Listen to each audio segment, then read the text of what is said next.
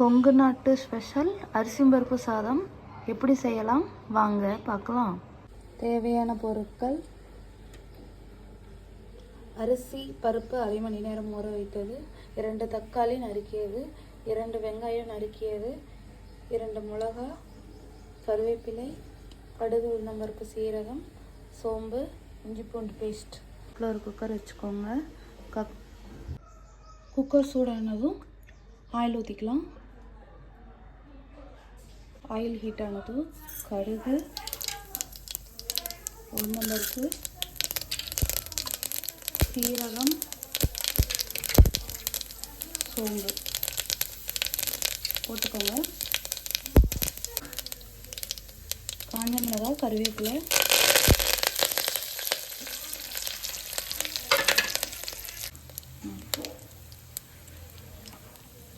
வெங்காயம்,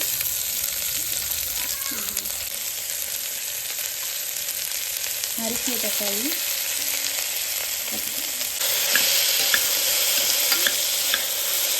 ஒரு ஸ்பூன் இஞ்சி பூண்டு பேஸ்ட், மஞ்சள்தூள் ஒரு 1/4 டீஸ்பூன் போட்டுக்கோங்க. 2 ஸ்பூன் மிளகாத்தூள் போட்டுக்கோங்க. தேவையான அளவு உப்பு போட்டுக்கோங்க. ஊற வைத்த அரிசியும் பருப்பையும் போட்டுடுறோம். அதில்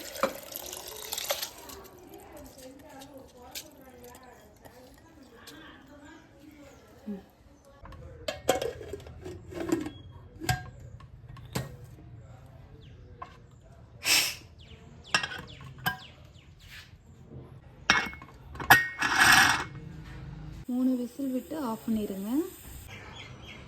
சுவையான அரிசி பருப்பு சாதம் ரெடி. சாப்பிட்டு சொல்லுங்கள். லைக் பண்ணுங்கள், ஷேர் பண்ணுங்கள், வீடியோவை சப்ஸ்கிரைப் பண்ணுங்கள்.